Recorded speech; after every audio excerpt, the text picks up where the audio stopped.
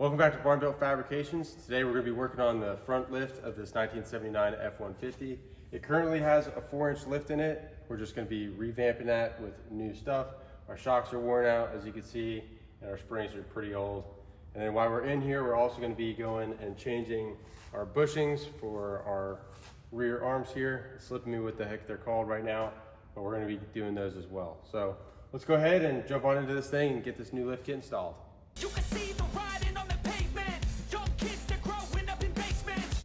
All right, so we got the truck lowered down.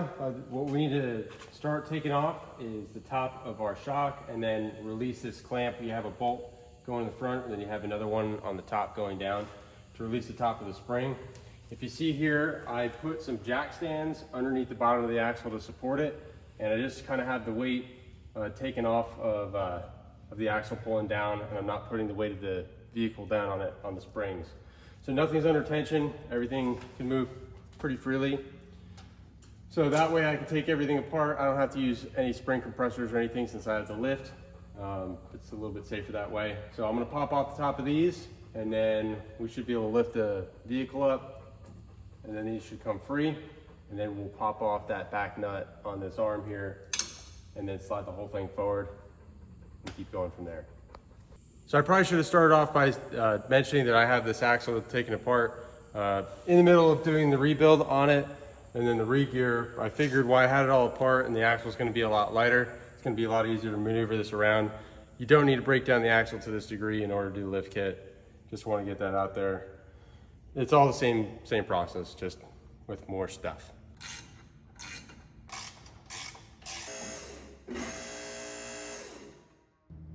Whenever you have the shocks and everything out of your way, you have 2 bolts on each one of these bottom plates that holds a spring down.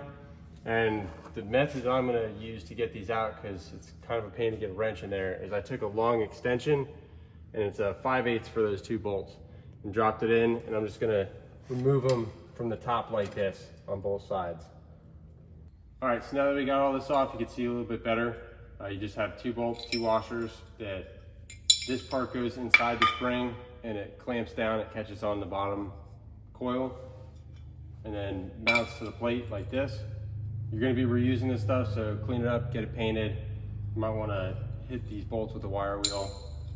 And whenever you get to that next step, we're gonna be going to the next step, which is gonna be taking out the 4 bolts on this clamshell for your bushings here for the front, and then also loosening these back and replacing these bushings. So I think I'm probably gonna pop off these first so I can slide the axle forward and then take off the rear, take it all apart. I'll get these cleaned up and painted, pop in the new bushings, tighten this first, then bring these back in.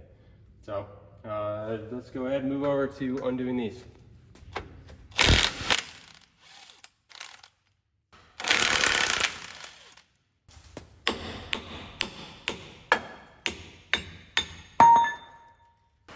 All right, so we got everything disconnected. I went and I dropped the track bar so that we can move the axle forward. And you can see whenever you get it undone, it's gonna wanna try to rotate back. Don't freak out, it's fine. And then, so I got some paint on these, it's still wet. So I'm gonna go ahead and start putting this back together.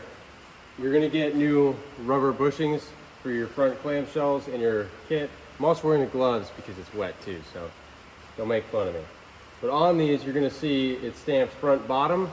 So for the front caps, you're gonna have that on the bottom, and then you flip it over and it says rear bottom, and that's the side that you wanna have down on these arms here. And then you just wanna go ahead and put those back together. I'm gonna do these first, and then I'll grab the cap, put it on there, throw the bolts in.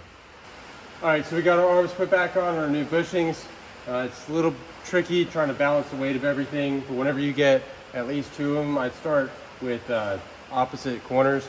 Once you get them started, then you can use an impact or something and it will kind of self-align to get the rest. So I went ahead, we got that done, and then I went and I slid on the first half, the inner half of the new bushings. It comes with the new steel plate here and the rubber. And again, this is the old one, but you want to have this piece that sticks up.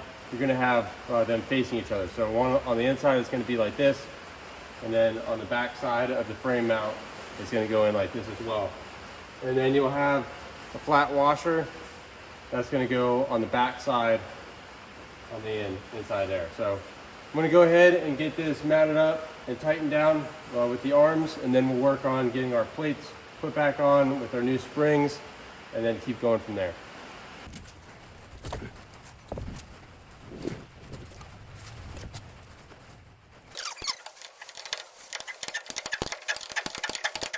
Okay, so now that we got our arms tightened down and everything back to where it needs to be, the next step is going to be to get these plates on. So it goes bottom plate, and this will lock in your spring and line up like this. And you're going to use that long extension or however you want to get to these bolts. Put those 2 bolts in, that's what holds the bottom of your spring down. And then we'll lower this down again and then tighten our top spring retainer and do the shock, and that's pretty much it. Don't forget to tighten down your track bar. All right, so we got our springs in. It's a pain in the ass. I'm not even gonna lie to you.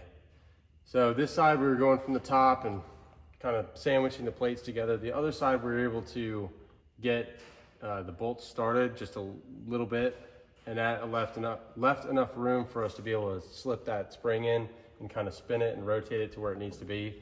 That was a lot easier than trying to keep everything balanced and aligned and drop the bolt in and tighten it. So if you could do that first.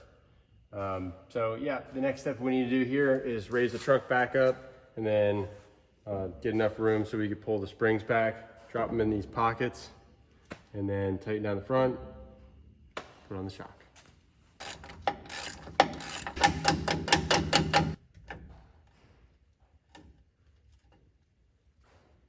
All right, so I ended up having to spin the spring. You want this flat part where it stops to be facing forward so you can hook your top clamp on it.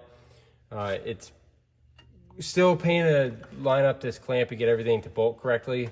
So one thing that I did on the other side that helped a lot is I got the center bolt for the top in first, and then I got it kind of snug, and I'll take a pry bar and put the pry bar behind here and kind of bend this tab out so I could line a bolt up and get through it. And then as I cinch down that nut and bolt, it will align this to where it needs to be. I did, whenever I got these springs in, I had to lift the truck all the way up to space everything out to spread it apart. I pulled the spring over, pushed it into the spring pocket, and then brought it down, and I had to get some weight on the spring in order to get all this to line up and compress a little bit. So keep those things in mind, otherwise you're probably gonna struggle. You're probably gonna struggle anyways, but keep on with a good fight.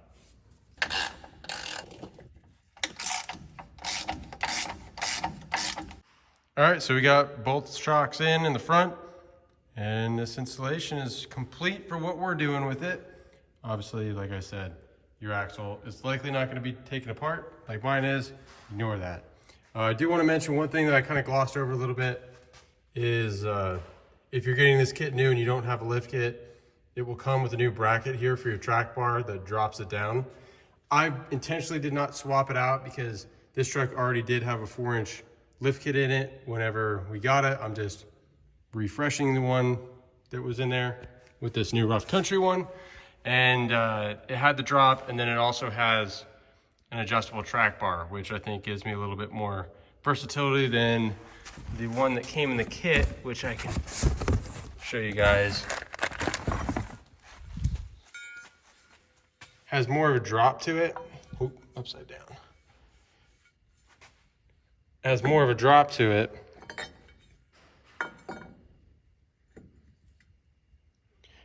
But you don't get that adjustability of the track bar. It just would set it to where it should be, which I guess in a sense has convenience to it as well. So I chose to leave this in.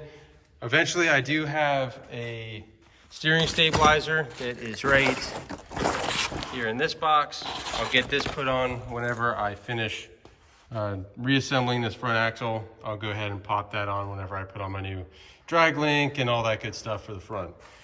All right guys, that's gonna wrap up the video.